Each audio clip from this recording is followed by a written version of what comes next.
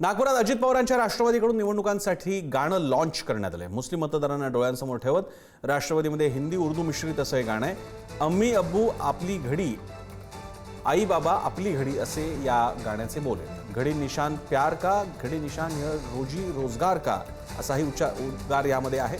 राष्ट्रवादीच्या प्रचार सभेत, प्रचार पदयात्रेत हे गाणं वाजवलं जाणार आहे।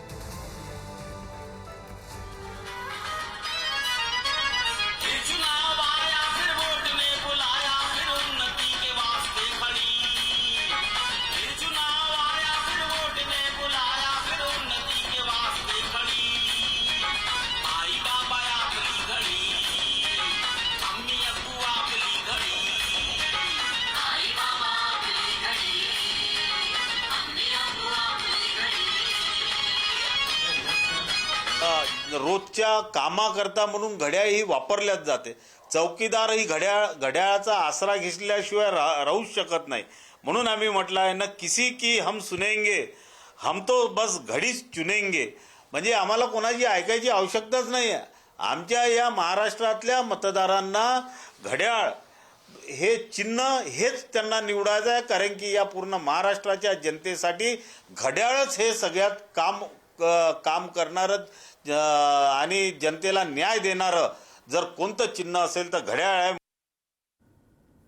जितेंद्र शिंगाडे आपल्या सोबत आहेत नागपूरहून। जितेंद्र, कोणतेही गाणं हे नुसतं गाणं नसतं, चाल नसते, त्यामध्ये अर्थ सुद्धा असतो। हे गाणं काय अर्थ सांगते असं वाटतं?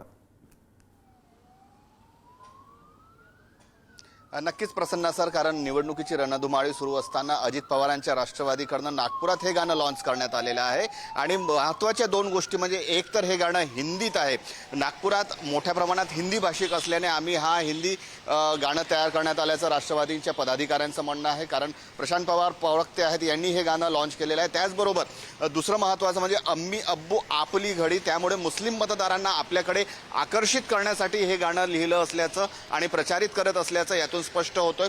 एकूणच पाहता नागपुरात अजित पवारांची जी राष्ट्रवादी आहे ती स्वबळावर लढत आहे, भाजपसोबत कुठेही युती नाही आहे। आणि त्या अनुषंगाने जे आहे ते आता राष्ट्रवादीने आपलं प्रचार गीतही लॉन्च केलेलं आहे। आणि त्याचबरोबर आता ठिकठिकाणी आपल्या प्रचार सभा असतील, प्रचार रॅली असतील, त्या माध्यमातून मुस्लिम मतदारांनाही आकर्षित करण्यासाठी हे गाणं लिहिलेलं आहे। आणि त्या माध्यमातून आता निवडणुकीच्या प्रचारात राष्ट्रवादी देखील उतरली असल्याचं या माध्यमातून आपल्याला दिसून येत आहे। धन्यवाद जितेंद्र, तुम्ही दिलेल्या माहितीबद्दल।